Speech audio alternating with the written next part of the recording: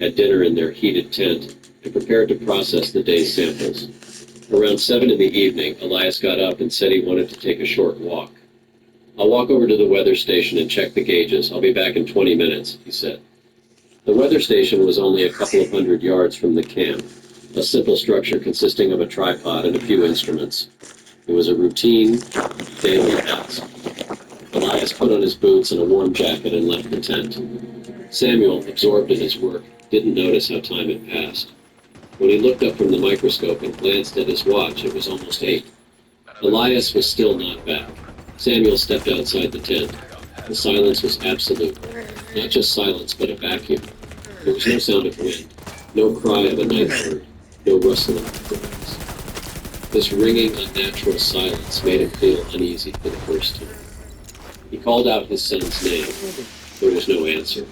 He grabbed a powerful flashlight and followed the tracks. They were clearly visible in the fresh snow, clear prints of his son's boots. The first thing Samuel noticed as a scientist was the nature of the tracks. They were perfectly straight. The steps were even, confident, with no signs of haste or panic.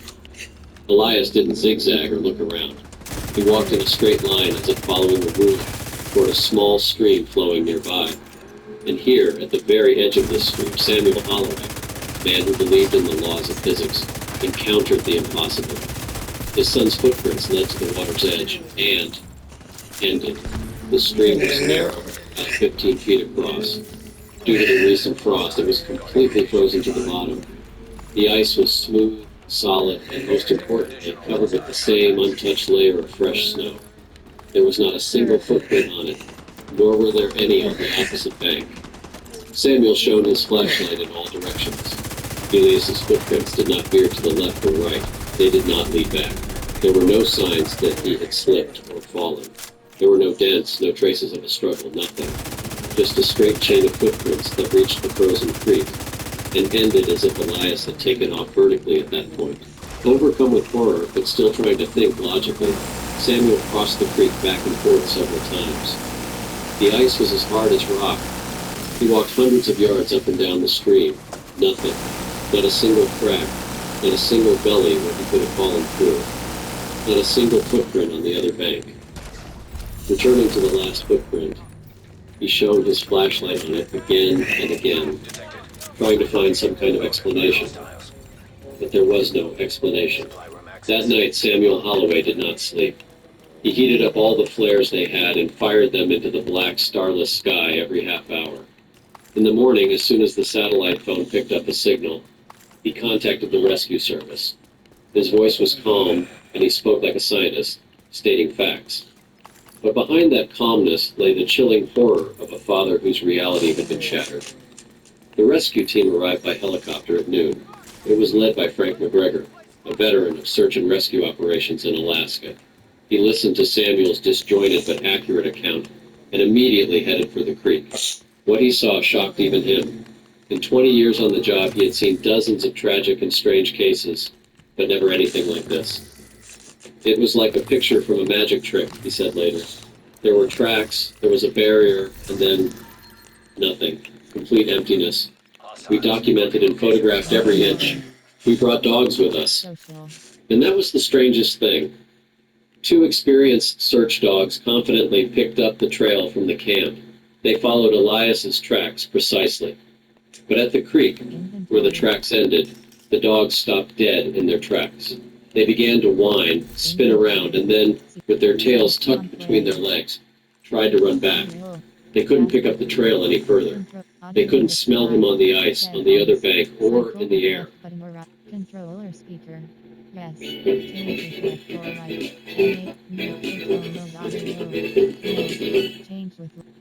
Or in the air. Their behavior indicated not just a loss of the trail, but complete confusion and even fear. It was as if the source of the scent had simply ceased to exist at that point in space. The search continued for 6 days. Rescuers, volunteers, and rangers combed the area square by square. They found nothing, not a single clue, not a single discarded item. The weather, as luck would have it, was clear and calm, which made the lack of results even more ominous. Samuel Holloway, remaining at the camp, was slowly going mad with helplessness. He, a man who knew this nature, understood that his son could not have simply gotten lost. Something else had happened. On the seventh day, a helicopter pilot flying over the higher slopes spotted a piece of dark fabric on a gray scree slope. It was about 400 yards from the stream, but much higher up the hill, up a steep, difficult slope, where there was no point in going from where Elias had disappeared. The ground team reached the spot a few hours later. It was Elias's jacket, a heavy, warm parka. It wasn't just lying on the rocks.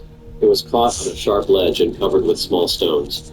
The jacket was dirty, stained with a dark substance, possibly mud or sludge despite the absence of nearby swamps, and it was torn. 3 long, parallel tears gaped on the back and sleeve.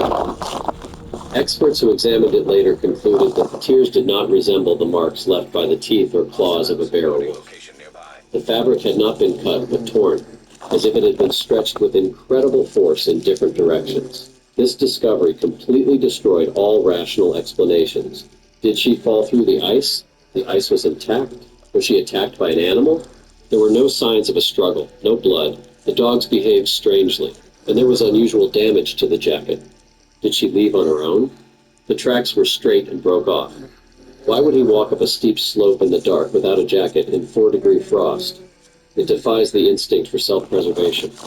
Kidnapping by a human in one of the wildest and most deserted places on the planet without a single trace of anyone else in the snow? Absurd.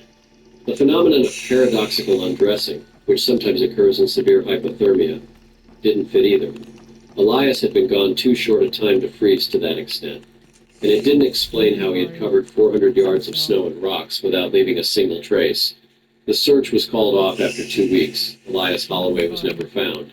The official report was short and vague, missing in the wilderness.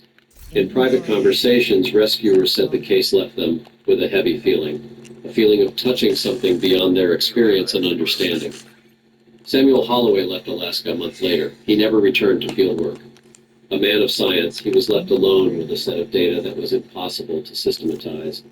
A straight line of footprints in the snow leading to nothingness.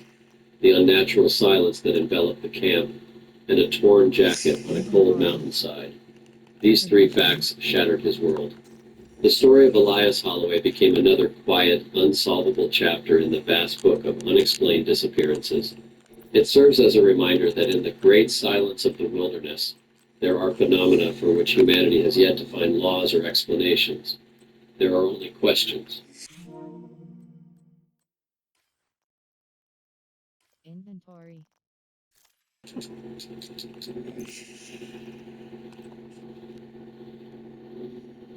The Noatak National Wildlife Refuge in northwestern Alaska is one of the last truly wild places on the planet. It is not a park in the usual sense, with trails and campgrounds. It is 6.5 million acres of pristine, untouched land, where the geography still seems temporary, and the presence of humans fleeting and out of place. In this land of rivers, mountains, and endless tundra, there are places where no human has ever set foot. And it was here, in the heart of this silence, that the Tom family arrived in the summer of 1981 to take the trip of their dreams. They did not know that this journey would turn into a never-ending nightmare, and that the name of their son, Arlen, would be added to the quiet but eerie list of those whom this land took without leaving a trace or an answer. Ray and Janice Tom were no strangers to adventure. Ray, a 42-year-old geologist, had spent most of his life on field expeditions. Janice, his 40-year-old wife, was a high school biology teacher and an avid hiker. Their 14-year-old son, Arlen, was the product of their love for the wilderness.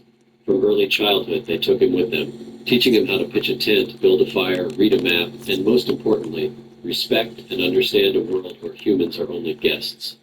Arlen was a quiet, observant teenager who preferred the silence of the forest to the noise of the city. A trip down the Krugerrok River in the Noatak National Wildlife Refuge was to be his first severe, almost adult test. They had been preparing for this trip for nearly a year. They carefully studied maps, bought the best equipment available at the time, and planned their route. In early August 1981, a small seaplane dropped them off on the riverbank, where they began their journey. The first 2 days were exactly as they had imagined. difficult crossings, breathtaking landscapes, and a feeling of complete unity with nature and with each other. They saw grizzly bears from a safe distance and herds of caribou passing through the tundra. Everything was going according to plan. On The NFL is back, and FanDuel's got everything you need to play your game, from same-game parlays to live betting. Right now, new customers bet $5 and get $300 in bonus bets if you win. 21 plus and present in select states. 18 plus and present in D.C., Kentucky, and Wyoming. according to plan. On the evening of the third day, they set up camp on a dry, grassy spit by the river. The day was clear and warm. Ray built a fire while Janice prepared dinner. The sun was already sinking toward the horizon, painting the sky in incredible shades of orange and purple. They ran out of drinking water. Arlen, as he had done many times before, took 2 empty mess kits and a headlamp, even though it was still light enough. "I'll go to the river and get some water," he said. The river was only 30 yards from the tent, and its sound was clearly audible. "Okay, just be careful near the shore. It's slippery," Janice replied, without looking up from her cooking. "I'll be quick," Arlen said, and disappeared behind the low willow bushes growing near the water. Those were the last words they heard from him. 15 minutes in the everyday world is nothing. In the Alaskan wilderness at sunset, it can be an eternity. For the first 5 minutes, Ray and Janice weren't worried, but when 10 minutes passed and Arlen still hadn't returned, Ray put down the wood and called out, "Arlen, are you okay?" The only response was the sound of the river and the crackling of the fire. Janice felt a chill run down her spine. "Maybe he just decided to wash the pots," she said to her husband, but there was no confidence in her voice. When 15 minutes had passed, Ray grabbed his flashlight. "I'll go check," he said. He reached the water's edge in a minute. There was no one on the pebble beach. 2 pots stood at the water's edge, filled to the brim. Arlen was gone. Ray shone his flashlight around on the other side of the river. Nothing. He shouted his son's name, and his cry, full of alarm, was drowned out by the sound of the water. Janice ran up to him, her face white with fear. Together they began to comb the shore, looking into every shadow, every clump of bushes. They shouted his name over and over until they were hoarse.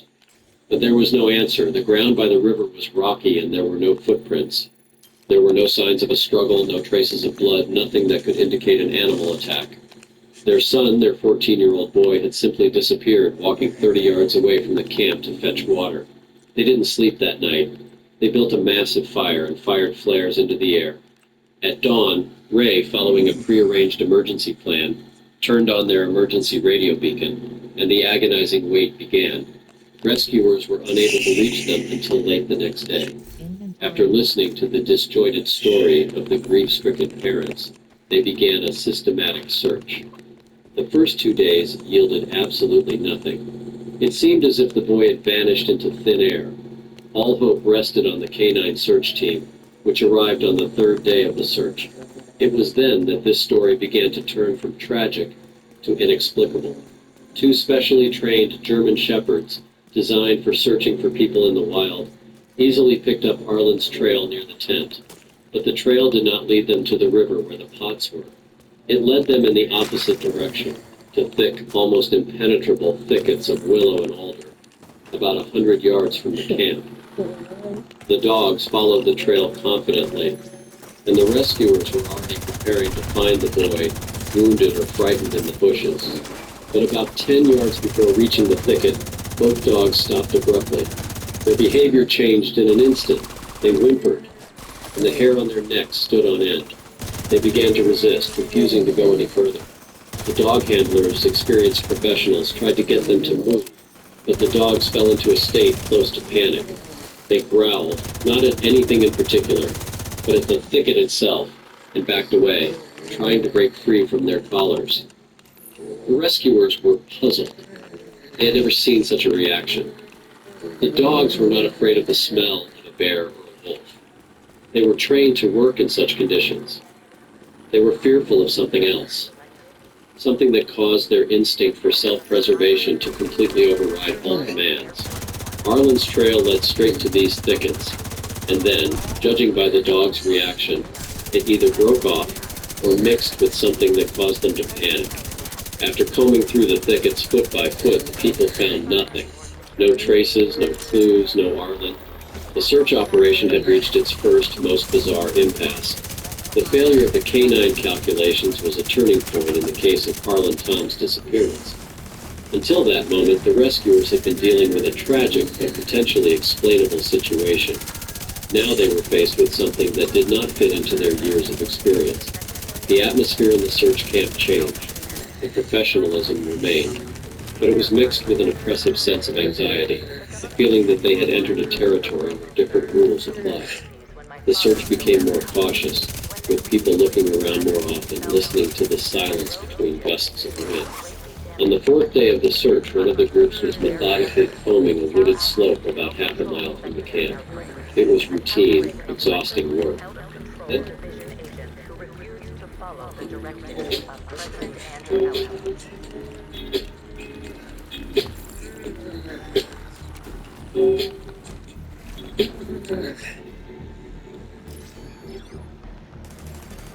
Detected. Control point in proximity. The vehicle faces tough conditions, protected with a custom-fit covercraft hardcover. Trusted since 1965, our covers shield against UV rays, rain, and dust. Each cover is tailored for a perfect fit, using durable, all-weather resistant materials. Covercraft covers are easy to use, breathable, and help preserve your vehicle's finish. Whether parked outdoors or stored inside, Covercraft keeps your car looking good. Shop now at covercraft.com to protect the things that move.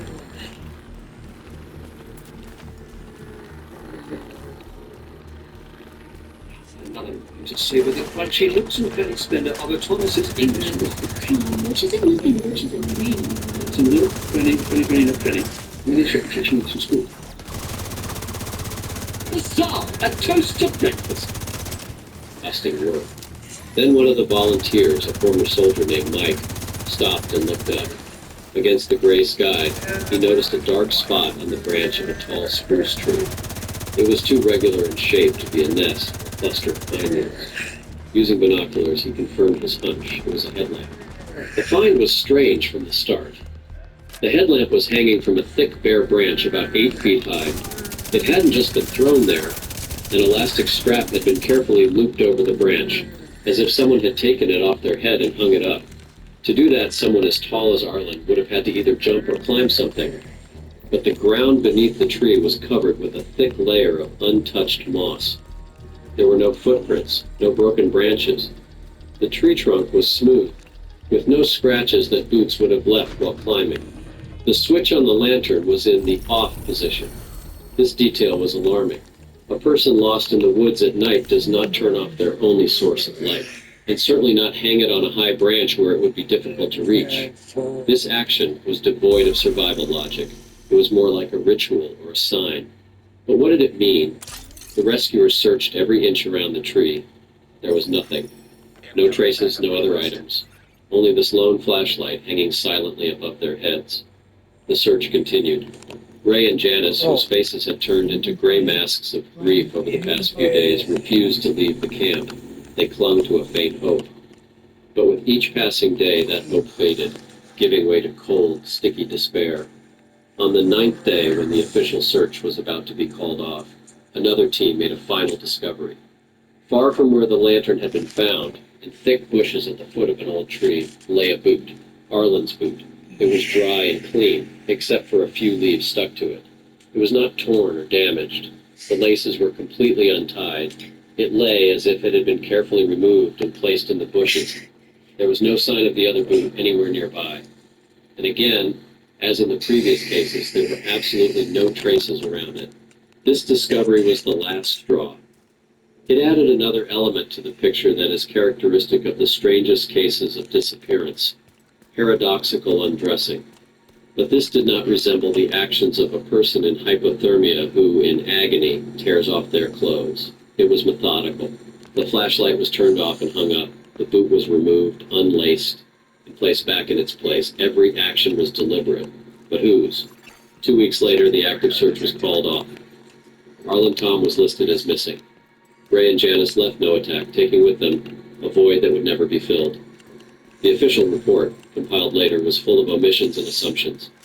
The most likely version was an attack by a predator, despite the complete lack of evidence. It was the only way to close a case that had no rational solution. But the story did not end there. A year passed. The name Arlen Tom became another quiet tragedy in the history of Alaska. In the fall of 1982, a commercial hunter, an Inupiat Indian, was checking his traps in an area rarely visited even by locals. He was dozens of miles from the Tom family camp. To get there, he had to cross a river and climb a high, windswept plateau, a rocky desert where almost nothing grew. No tourist trails led to this place. Past He bent down and picked up the object. It was a simple handmade bracelet woven from colored threads and decorated with a small metal bead. Later, Janice Tom would recognize it. It was a gift she had made for her son on his 14th birthday, the bracelet he had never taken off. It lay on the ground exactly between two boulders, as if it had been placed there on purpose. The hunter, a man who had grown up in these parts and knew the language of nature, looked around. There were no bones, no scraps of clothing, no other signs of human presence. Only this small, man-made object in the heart of a vast, indifferent desert. Inventory. On a plateau where a 14-year-old boy, even if he had survived, would never have been able to reach. This last discovery became the most chilling epilogue to the story of Arlen Tom. It confirmed once and for all that his disappearance was not the result of blind chance or a predator. It was a series of deliberate actions that were utterly alien to human logic. Water pots left by the river, a scent leading to bushes that dogs fear, a lantern hung 8 feet high, a single shoe, and finally a bracelet carried dozens of miles and left on top of a desert plateau. It didn't look like someone was covering their tracks. It looked like a chain of inexplicable details, a grim exhibition where the boy's personal belongings served as exhibits. It was as if some force or creature had not simply taken him away. Still methodically, step by step, he was dismantled, leaving his parents and rescuers with these unsolvable mysteries as the only thing they had left of their son. We will never know what happened to Arlen Tom during those 15 minutes by the Kugarak River. This story makes even the most ardent skeptics believe in something else.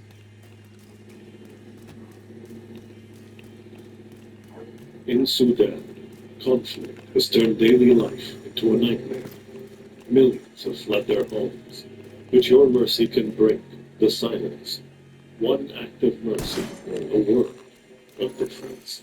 Hostile broadcast detected.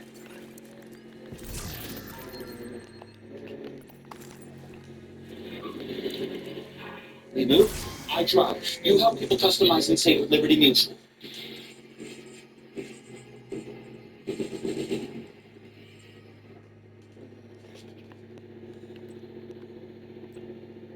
And that's it. These stories are just a small part of what Alaska hides. Here, people disappear in such a way that even experienced trackers and rescuers throw up their hands in despair. Logic breaks down, theories don't add up, and the clues found seem like a mockery of the human mind. If you like the video, like it, subscribe, and write in the comments which of these stories you think is the scariest. There are more investigations and unexplained disappearances ahead. Don't miss them. See you next time.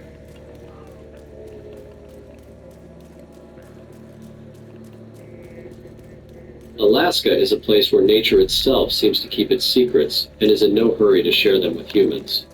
The stories of Simon Clark, Wayne Malone, and Maria Hopper are just 3 chapters in a long book of disappearances that cannot be explained by conventional logic.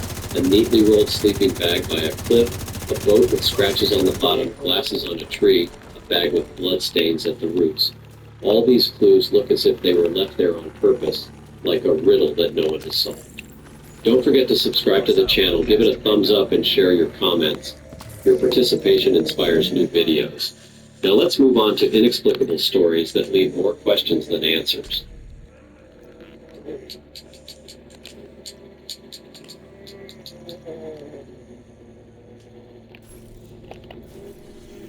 Wrangell St. Elias National Park in Alaska is a place that inspires awe in and of itself. The largest national park in the United States, covering more than 13 million acres, it is a place where glaciers slide into narrow valleys and peaks over 16,000 feet high tower over the tundra and nameless streams. Here, humans are always guests, and more often than not, they are casual passersby, almost invisible against the backdrop of the gigantic natural landscape. It was here in June 1992 that a 39-year-old Washington state resident named Simon Clark arrived. He was not a professional climber or geologist by training. Still, since his youth, he had been fascinated by cartography, rocks, and field expeditions. His home in Seattle was filled with boxes of rock samples, carefully labeled and arranged by year. For him, geology was not a profession but a passion, a way of understanding the world. That year, he planned a trip to the Nebezna Glacier, one of the most inaccessible places in Wrangell Cordilleran National Park. His plan was relatively simple. A seaplane would take him to Lake Tana on June 15th.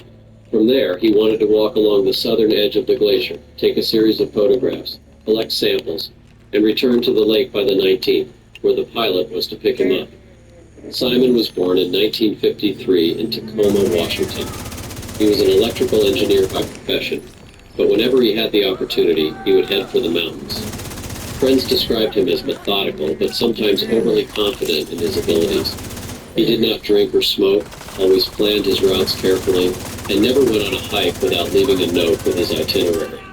For his trip to Alaska, he bought new equipment, a lightweight tent, a sleeping bag, climbing boots, and a navigation kit consisting of a USGS map and a compass. He did not have a satellite beacon, such devices were still rare in 1992, but he always used simple methods to mark his route. Bright ribbons, pieces of cloth on branches and cairns. His family and friends noted, Simon always left traces. He considered it his #1 safety rule.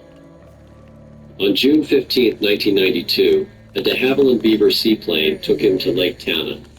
Pilot George Wallace later said that Clark looked excited and focused. He checked his backpack, carefully secured his tent, and waved goodbye to the pilot. At that moment, there was no sign of trouble. Then there was silence. When the plane returned to the lake to pick him up on June 19th, Clark was nowhere to be found. There were no traces of a campfire or a tent on the shore. The pilot made several flyovers, nothing. A report was then filed with the National Park Service. The search began quickly. Rangers, pilots, and volunteers participated in the operation. The weather was cold, with rain and low clouds. For the first 2 days, the group searched the area around Lake Tana, to no avail. No tents, no stone cairns, no characteristic ribbons that Clark always used to mark his route were found. This immediately raised alarm bells. Clark never traveled without leaving markers. His friends who were involved in the search insisted that he was too disciplined to make such a mistake. But the terrain behaved differently. It was as if his presence had been erased. On the 5th day of the search, June 24th, volunteers stumbled upon a sleeping bag. It lay neatly rolled up on a stone platform near a cliff, 6 miles east of the lake. The sleeping bag was dry and clean, as if it had just been taken out of a tent and placed on the ground. There were no other belongings nearby. No tent, no backpack, no clothes. There were not even any traces of a campfire. The ground around it was wet from rain.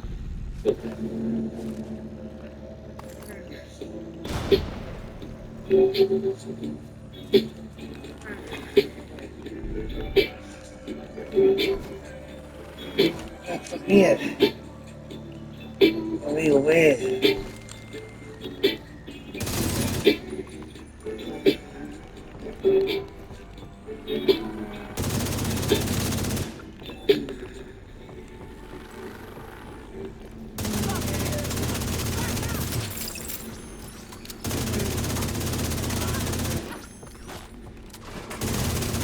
For Visa's fraud protection, you don't pay for what you don't buy.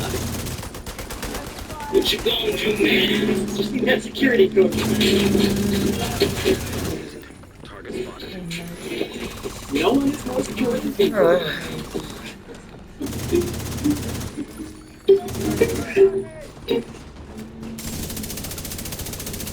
From rain, but the sleeping bag was dry, as if it had been placed there very recently. Another oddity, the few yards from the find, there were faint traces of a grizzly bear, but they did not lead to the sleeping bag, but away from it, gradually disappearing into the grass. The ranger's report later noted, "It has not been determined why the sleeping bag was left in such an open place, with no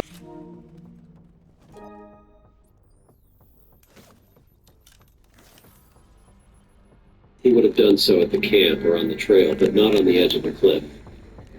After the sleeping bag was found, the search continued with renewed vigor. The National Park Service brought in additional teams. 2 helicopter crews, dog handlers, and about 30 volunteers who were experienced hikers. The primary focus was on the area along the Nebezna Glacier. It seemed apparent that this was where Clark might have headed, and that this was where his markers should have been. However, to the astonishment of all involved, no markers were found. Not a single ribbon, not a single rope, not even a twig bent by a human hand. It was as if Simon had moved cleanly, leaving no trace. This was entirely out of character for him. His sister Carol, who flew to Alaska, later said, "If you walk through the woods and don't see any markers, then it's not Simon. He couldn't have forgotten. It's part of his character." The search then took on an almost mystical tone. On June 29, 2 weeks after his disappearance, a group of volunteers found a boot about 7 miles northeast of the lake. It was a left solo climbing boot, in good condition, with the laces intact and minimal signs of wear. But the way it was found shocked everyone. The boot was in a narrow crevice between 2 rocks. It hadn't just fallen there, but seemed to have been stuck there with force. It was stuck vertically, toe down, so deep that it could only be pulled out with the help of a crowbar. The outside of the boot was relatively dry, while the inside was damp, but showed no signs of prolonged exposure to rain. There was no body or other items nearby. No socks, no backpack, no traces of human presence. Only this boot, stuck in such a way that it seemed as if someone had deliberately placed it there. Experts immediately noted that if the boot had simply fallen off the foot during a fall or while walking, it would have remained on the surface. To achieve that level of depth, considerable effort would have been required. By this point, the search operation had been going on for more than 2 weeks. No tent, no backpack, no other pieces of clothing, no blood, no bones, no personal belongings. The traces on the ground ended abruptly, as if the man had ceased to exist in that place. Biologists from the University of Alaska, called in for consultation, ruled out a bear attack. An attack always leaves traces of a struggle. Fur, scraps of clothing, blood. There is nothing here. Dog handlers came to the same conclusion. The dogs picked up Simon's scent only on a short stretch near the lake, but then lost it completely. Special attention was paid to the question of route markers. Simon's relatives and friends insisted that he never traveled without leaving marks. But this time there were none.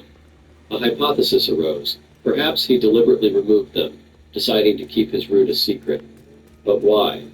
And why then was his sleeping bag neatly rolled up at the edge of the cliff and his boot stuck in a crevice? Simon's sister Carol and 2 friends flew to Alaska to join the search. They noted several oddities that were not included in the official reports, but were discussed among a small group of volunteers. Several searchers indicated that there was an unnatural silence in the area where the sleeping bag was found. No birds were singing, not even the sound of the wind. "It was as if the sound had disappeared," said one of the rangers. 2 volunteers claimed to have smelled a strong metallic odor, like rust or blood, although there were no animal remains or traces of a fire nearby. The search dogs refused twice to go beyond a certain point on the trail, growling and backing away. This was recorded in the search team's log, but the official reports emphasized the lack of traces for analysis. For the Clark family, the main shock was that he seemed to have disappeared completely. No documents, no knife, not even a mug, although usually at least some of a tourist's belongings are found. Only 2 items were found here: a sleeping bag and a boot. The official investigation ultimately came to a cautious conclusion. The cause of Simon Clark's disappearance could not be established. Animal attack and accident have been ruled out as unlikely. There were various unofficial versions. Falling into a crevasse.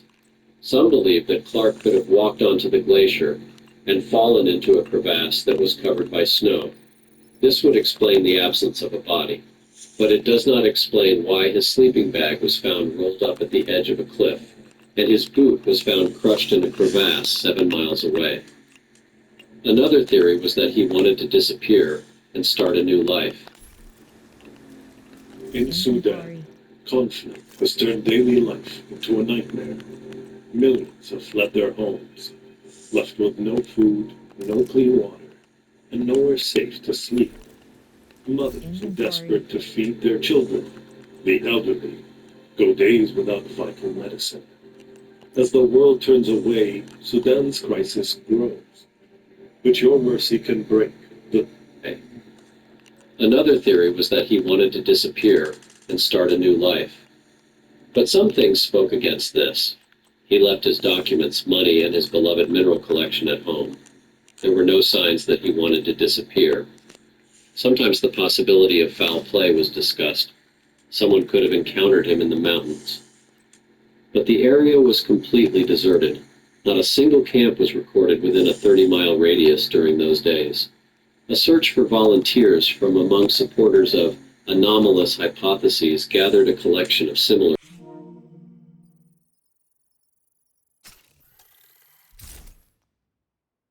in illogical places. In 1993 and 1994, repeated searches were conducted during the warmer months. Volunteers searched riverbeds, rock slides, and even caves in the rock formations, but again nothing. Simon Clark's relatives only achieved official recognition of his death in 1997, 5 years after his disappearance.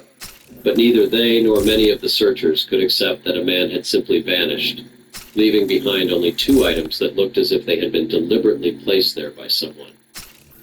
To this day, no one knows where Simon Clark ended up on that June day in 1992.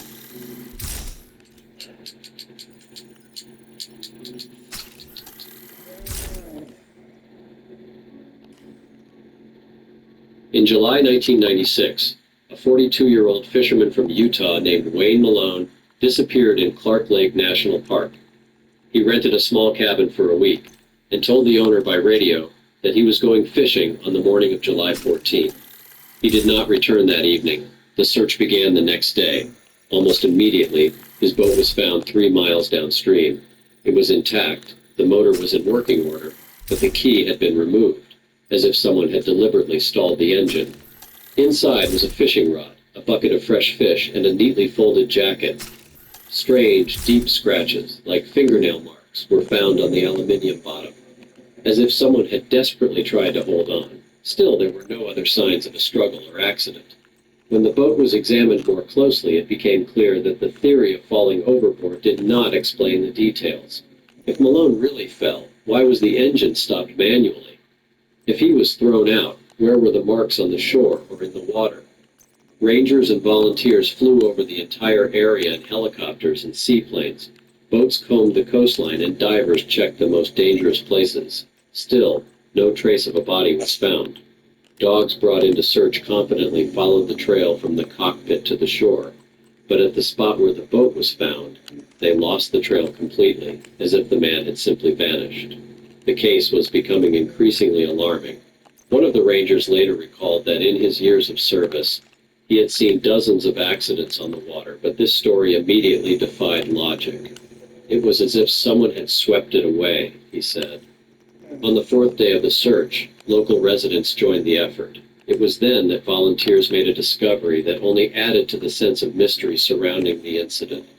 In the fork of a tree, nearly 9 feet above the ground, lay Malone's sunglasses, neatly arranged. There were no human footprints or broken grass below. The glasses were intact, the lenses undamaged, and it looked as if they had been deliberately placed there. This detail baffled the searchers. Even experienced trackers could not explain how the item could have ended up in such a place. The bear attack theory was investigated immediately. In Alaska, this is always the first assumption. But no hair, blood, or characteristic paw prints were found around the boat. In addition, the fish in the bucket remained untouched, and it was unlikely that the animal would have ignored such easy prey. The idea that the man could have drowned was also not supported. The water in that area was not deep enough for the body not to float to the surface within a few days. Relatives insisted that Wayne had always been very organized. He had a habit of marking his route by making notches or leaving ribbons. This made his disappearance even stranger, as there was no sign that he had marked the trail. It seemed as if he had failed to do so for the first time in his life. By the end of July, the active search began to wind down. Dozens of people, from rangers to volunteers, combed the area, but all they found during that time was a boat with scratches on the bottom and a pair of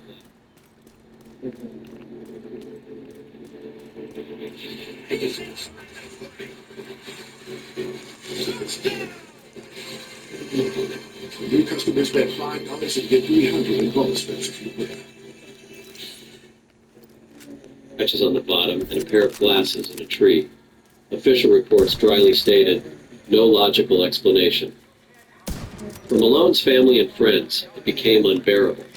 His disappearance turned into one of those Alaskan mysteries where every detail only adds to the sense of incomprehension, and obvious explanations fall apart at the first careful glance. When local newspapers began to write about the strange disappearance of a fisherman from Utah, interest in the case skyrocketed. Wayne Malone was known as a practical man with experience in hiking and fishing. His friends insisted that he never took unnecessary risks and treated nature with respect. For his family, the idea that he could have accidentally fallen into the water or died from stupidity seemed impossible. Relatives insisted on expanding the search, and then the FBI got involved, as the disappearance occurred within a national park and was accompanied by circumstances that did not fit the usual versions. All the materials were analyzed during August. The Rangers' report on the boat contained a note. The scratches on the bottom looked like they had been made by fingernails. But in the official document, this was phrased more mildly as undetermined damage. The photos of the boat taken immediately after its discovery were never made public. Several searchers admitted in private conversations that what they saw was extremely disturbing. It looked as if a person had been in a panic and scratched the metal trying to stay inside. The glasses in the fork of the tree became the second unsolvable mystery. Investigators suggested that they could have been brought there by the wind or a bird. However, the glasses were heavy, with metal frames, and no bird could have placed them neatly in the fork. Moreover, no strong winds were reported in the area during the search. The FBI reports also mention this episode, but without attempting to explain it, they simply state that the item was found where it could not have ended up naturally. With each passing day, it became increasingly clear that Wayne's body would not be found. Usually, drowned bodies float to the surface within 3-5 days. Even assuming that he had been carried away by the current, the area searched covered dozens of miles down the river, and the chances of finding his remains were extremely high. But the search yielded absolutely nothing. There was no piece of clothing, no footprints, no bones, not even any objects that could have washed ashore.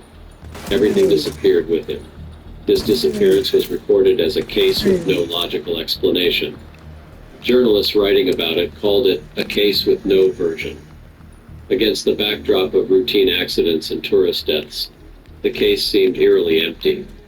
It was as if Malone's disappearance itself was pushing people to think that there was something more to it than a simple tragedy. All that remained for the family was speculation. His wife said that Wayne was a man of habit. He always packed his things neatly, and that was precisely what was found in the boat. A folded jacket, a fishing rod, and neatly caught fish. It looked as if he intended to return in a few minutes, but he never returned.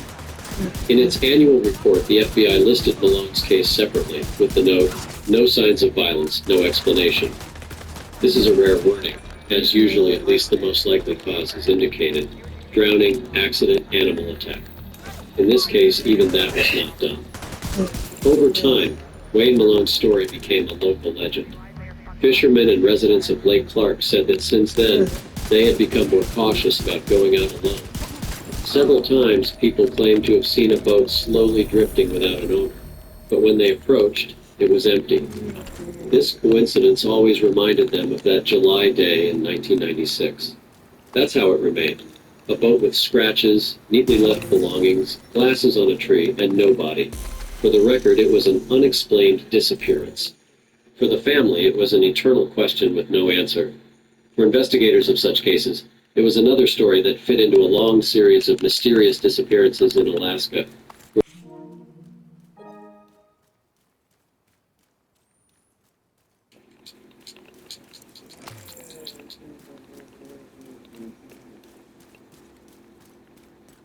The Tongass National Forest, the largest in the United States, covers more than 16 million acres.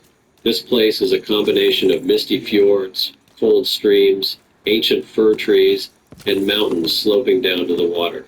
Tourists who come here often say that they feel cut off from the world. Phone service is rare, civilization seems far away, and nature itself seems to repel any human attempts to interfere with its rhythm. In July 1998, a 29-year-old traveler from Virginia named Maria Hopper arrived here. She was no stranger to camping. She had hiked the Appalachian Trail, spent nights in the Rocky Mountains, and traveled to western national parks. Her friends noted that Maria always took preparation seriously. She checked her equipment twice, kept her things in order, and always left a detailed itinerary when traveling alone. She arrived in Tongass as part of a more extended trip through Alaska. According to her family, the purpose of the trip was to listen to the silence and live in solitude for a few days. She rented a spot at a small campground near Sitka Creek, popular with fishermen and those who prefer short stays in the woods. There are only a few campsites, each surrounded by trees and overlooking the fast-flowing stream. According to their campsite neighbors, a couple from Seattle, Maria seemed calm and content on the evening of July 17th. They remembered her slender figure, her hair pulled back in a bun, and the harmonica she played by the campfire. It was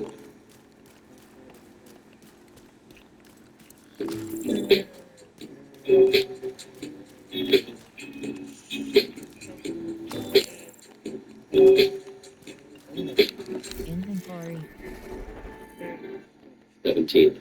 They remembered her slender figure, her hair pulled back in a bun, and the harmonica she played by the campfire. It was around 9 p.m. The couple later recalled, "It sounded unexpectedly cozy. She was playing a simple melody and the whole forest seemed to freeze." They went to bed around 10:30 p.m., and when they woke up in the morning, they noticed the silence. There was no smoke from the campfire. Maria's tent looked open, and the girl herself was nowhere to be seen. At 8 a.m., they approached the tent. Inside, they found a backpack, neatly zipped up. A lantern lay on the ground nearby, turned off. The tent was unzipped, as if it had been abandoned in a hurry. But there was no mess. There were no shoes or jackets. Everything remained in place, including food and documents. At first, they thought Maria had left early in the morning for a short walk. But with each passing minute, their concern grew. By noon, not having waited for her, they informed the campground manager, who contacted the rangers. A search began immediately. In the first few hours, the search party expected to find Maria's tracks right next to the camp. However, there was nothing around the tent, no footprints in the damp ground, no broken branches, no distinctive shoe marks. It was as if a person had simply vanished into the night. 200 yards from the camp, in an area with thick roots from an old fallen tree, they found the only item, a small hygiene bag, wrapped in a gray t-shirt. Inside were soap, a toothbrush, and a comb. The t-shirt itself had brown stains, dried and blurred. There were traces of blood on the toothbrush. An examination later confirmed the presence of blood. Still, its origin could not be determined. At that time, DNA testing was not yet widely used for all such cases, and there was not enough material. The strangeness of the find added to the anxiety. Why did Maria leave at night without her shoes and jacket, leaving everything in the tent? Why did she take the bag with her toiletries but leave it next to the tree roots, wrapped in her t-shirt? And most importantly, whose blood was on the toothbrush? 3 days after her disappearance, heavy rains washed away any possible traces in the area around the stream. Search dogs were unable to pick up the scent more than a few dozen feet from the tent. Volunteers combed the stream bed, woods, and rocky areas, but the body or other belongings were never found. Neighbors at the camp emphasized in their statements that they had not heard any suspicious noises, screams, or footsteps. That night, there was almost complete silence. Their tent was only 160 feet from Maria's camp, and if something loud had happened, they would have heard it. But they heard nothing. The official report would later call it a disappearance under unknown circumstances. To Maria's family, that sounded hollow. She disappeared without a fight, without a trace, without an explanation, leaving behind only a harmonica by a dead campfire and a strange bag with bloodstains.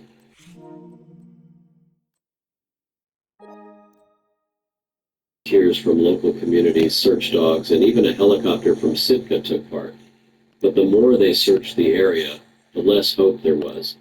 No footprints, no scraps of clothing, no personal belongings were found, except for the hygiene bag.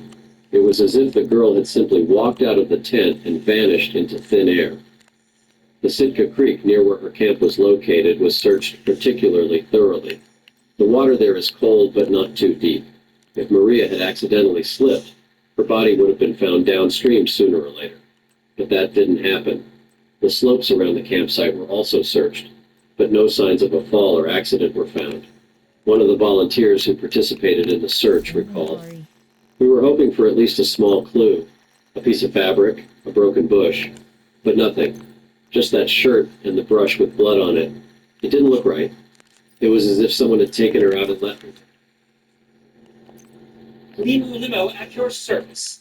Here to help you save hundreds by customizing your car insurance with Liberty Mutual. Probably should have gone the other way.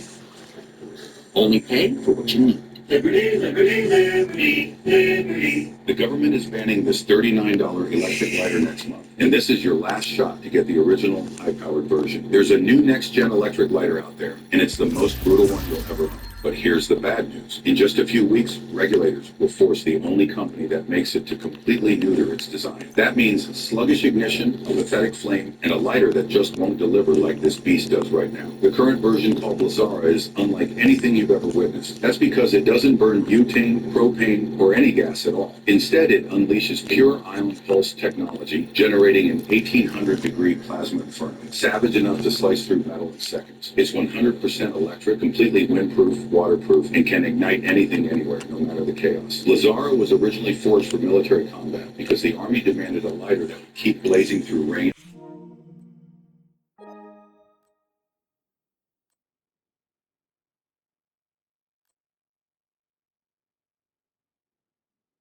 Further, this current batch is the last time it will ever be sold at full power and performance. Once the downgrade hits, regulators will force changes to meet standard consumer safety limits, meaning less heat, a weaker flame, and a totally neutered lighter. So while this monster is still on the market, people are scrambling to snatch one before the restrictions crush it. This thing is built with military-grade armor, so it's going to outlast you. Perfect for camping, hiking, hunting, or even just torching the grill in your backyard. No more dealing with trash butane lighters that die the moment the wind picks up or the rain starts hammering. It's eco-friendly too. No toxic gases, no refills, no poison chemicals. You just juice it with a simple USB cable. One charge powers up to 300 blazes, and it's locked and loaded again in less than 2 hours. Here's the deal. This is the final batch of the original Lazara. Once it's gone, the only version you'll be able to buy will be neutered, and it'll cost more. That's why they're dumping the remaining inventory now at 50% off. But you've got to act fast because It was as if someone had taken her out and left her there on purpose. Maria's family flew in from Virginia on the third day after her disappearance. Her brother John said in an interview with a local newspaper, "Maria was always careful. She didn't go out barefoot at night, nor did she go far away alone. If she decided to go somewhere, she would have taken a flashlight and her boots. Something happened and we don't know what." Investigators put forward several theories. The first was that she left voluntarily, but all her belongings, including her documents and money, were left in the tent. Besides, why would she go at night without shoes? The second was an attack by a wild animal, but there were no signs of a struggle in or around the tent, and the blood-stained t-shirt found looked more like a rag that someone had used to wipe their hands. The third theory was an accident in the forest, but then they should have found a body, or at least signs of a fall, and the forest had been combed through dozens of times. In the archives, Maria Hopper's case remained unsolved. The documents stated explicitly, "No logical explanation for the behavior or the clues found." For the Tongass Rangers, her disappearance became one of the most puzzling cases of the decade. Over the years, the legend of the girl with the harmonica has become part of the oral history of the local residents. Tourists visiting the campground near Sitka Creek Sometimes hear stories about how, on summer nights, a quiet melody can be heard in the distance, as if someone is playing a harmonica by the campfire. The facts remain the same. In July 1998, 29-year-old Maria Hopper sat down by the campfire in the evening, and in the morning she was gone. All that remained was her tent, a harmonica, and a strange bag with bloodstains.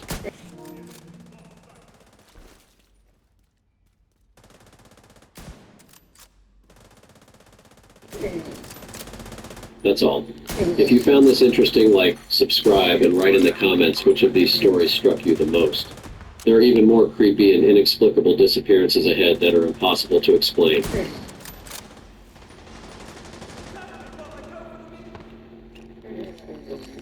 On one fateful evening in 1984, an entire expedition on Mount Everest disappeared without a trace. The radio at base camp, which had been picking up short messages all day, who was where, at what altitude, how the weather was changing, suddenly fell silent. A dead silence hung in the air, and in the communications tent, people whispered, they seem to have died. To rescue them would mean losing even more people. The bodies of the daredevils were never found, as if the mountain had swallowed them forever. What happened on the western ridge of Everest? Why did everything go so wrong? Risto Prodanov, or Iso, as his friends affectionately called him, was a man with two passions, the precise mind of a metallurgical engineer and the fiery soul of a mountaineer. He was born in 1943 in the picturesque Bulgarian town of Karlovo, at the foot of the rugged Balkan Mountains. From an early age, the peaks drew him like a magnet, determining his destiny and igniting in his heart a thirst for conquering heights. His path to mountaineering was rapid. He conquered the great northern walls of the Alps, including the Matterhorn and Grand Jurasses, and repeatedly climbed the 7,000ers of the Pamir and Hindu Kush. His incredible physical endurance earned him the nickname Iron Muscle. But his most outstanding achievement before Everest was the climb that defined his reputation and ultimately his destiny. The Israeli cabinet has approved President Trump's Gaza plan and hostage release. He'll bring you all the details. We'll ask, why is it that all of those anti-genocide protesters, activists, they're suddenly totally silent? We'll talk about how the West can actually win wars, led by great leaders like President Trump and yet Prime Minister Benjamin Netanyahu in Israel. First, today is the Daily Report series premiere of USS Cole, Al-Qaeda's strike people on 9/11. The untold story of how 17 American sailors were killed, dozens more wounded, and how Washington brushed all off as a criminal act. Al-Awal told us Al-Qaeda is planning to attack a U.S. Navy ship as it's refueling in the port of Aden. There was a lot of warning out there to the ships. Did the Cole get that information? I can't tell you. Bin Laden was getting ready to answer what could be next. I don't think we missed any specific threats. It wasn't if it was going to happen, it was when the United States was going to be attacked. They were walking into a trap. I saw a boat coming out of us. They were close enough that I could see them smiling and waving. Then the explosion happened. Two men in it was apparently not seen as a threat. It may have been impossible to prevent. Osama bin Laden had essentially declared war against the United States. Certainly emboldened Al-Qaeda. Why were we even operating in that port? What was the intelligence community doing? No one connected all the dots until it was too late. People in the U.S. didn't comprehend that there was an organization called Al-Qaeda. People living in caves, basements, who actively sought to kill Americans.